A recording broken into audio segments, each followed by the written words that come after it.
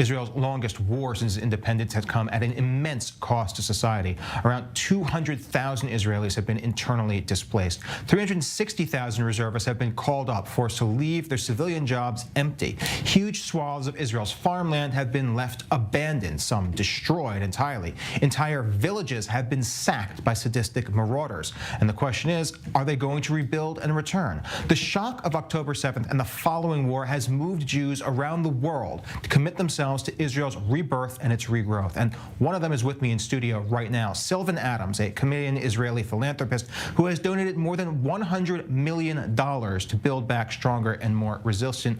As a colossal sum, Mr. Adams. Walk us through some of the philanthropy you've been doing here since the war. So, of course, like everyone, we were asked at the very beginning. There were many units, reserve units, that were called up and who didn't have proper equipment, things like ceramic bulletproof vests, proper weaponry, proper ammunition. And so, like many others, I contributed to a number of units based on individual connections, I guess, that were made. So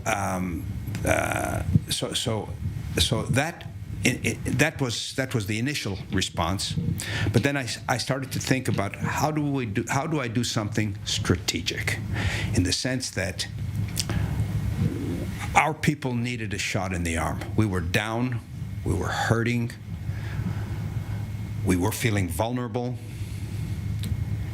and fortunately the war has gone quite well.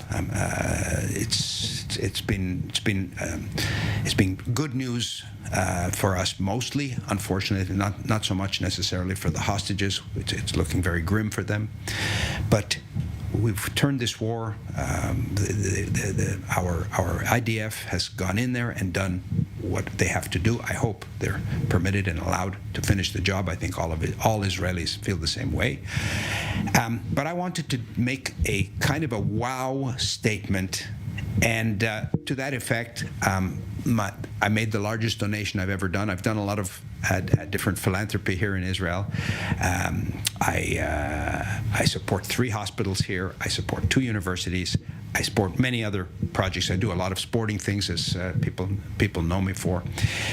But I wanted to do something wow in the South, and so, as you said, I donated $100 million to Ben Gurion University.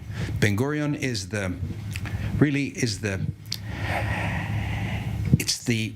anchor, if you will, for the development of our South. If we're going to have people living in the South, they need employment, and Ben Gurion is really it's doing such amazing work, so I decided I'm going to invest in the motor, the engine that's going to drive resettlement and rebuilding of our South, bigger, better, more populous, stronger, and tell our enemies and tell everyone around the world that we are here to stay.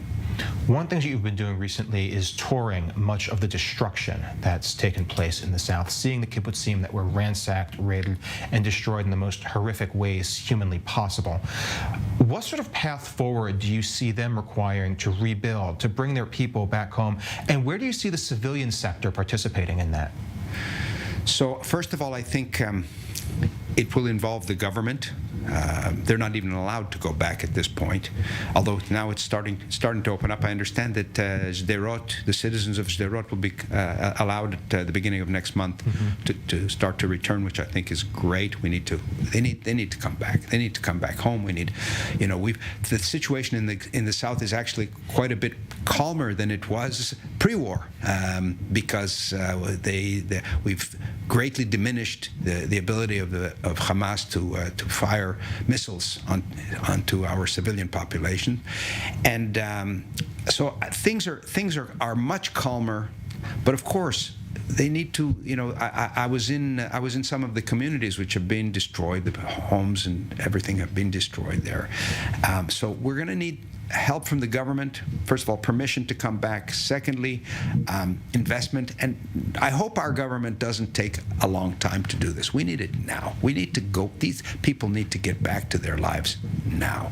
I heard you talking about, of course, the Northern Front. That's going to be a whole other campaign. But for now, let's mop up in Gaza. Let's bring the people home as quickly as possible. Definitely, the government has a big role to play in there, but certainly the private sector can help. And there's been, of course, a tremendous outpouring of donations and generosity from Jews around the world. I will say one thing about this terrible invasion, this cruel, unspeakable, horrific invasion and attack on our civilian population. They miscalculated Hamas, because we Israelis, we are united, and not only are we united as Israelis, Jews around the world. And we've seen how, I like to say, Jewish pride is back.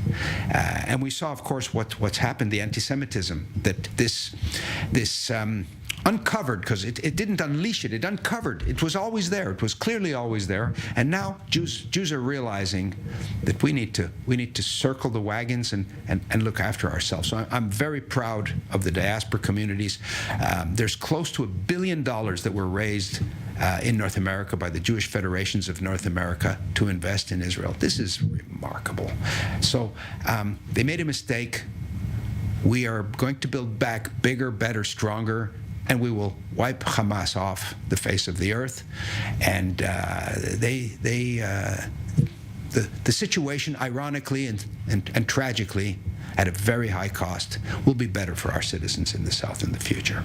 I want to talk about the economy and the international view as well. As this is happening, we already spoke about some of the economic damage. We've seen international ratings agencies downgrade Israel's investment forecast. Israel's a very complicated and narrow line to walk moving forward, to both prosecute this war to its conclusion, but to also maintain a safe area for investors and also that international legitimacy to draw investment here again. What is the best path to do so?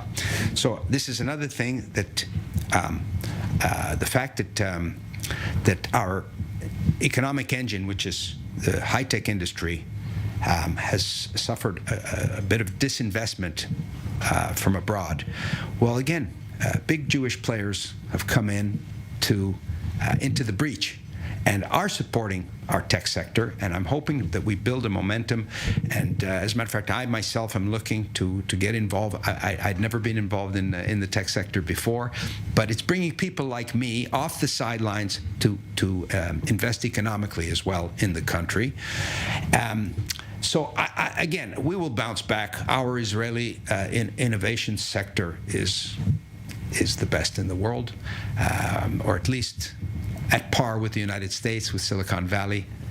And we will definitely continue to be doing amazing innovations and discoveries that improve the lives of everyone on Earth. And the money will come back. But for now, we need a little shot in the arm, and I think that the Jewish world is stepping in there and providing a lot of help. Where do you see as your primary investment targets if you're looking at the next few steps for what you're going to do next? So I'm mostly philanthropic in my activities.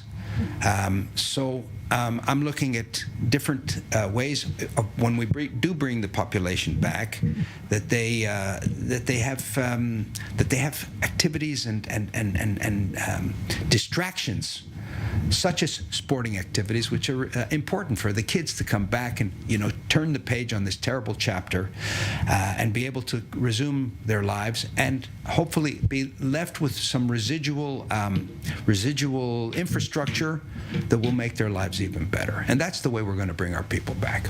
I think we can all hope for the same thing. Sylvan, thank you so much for explaining the plans you've done and, of course, for the massive work that you've done here and the massive amount of money you've given to so many organizations and rebuilding a society that's been shaken by the events of that dreadful day.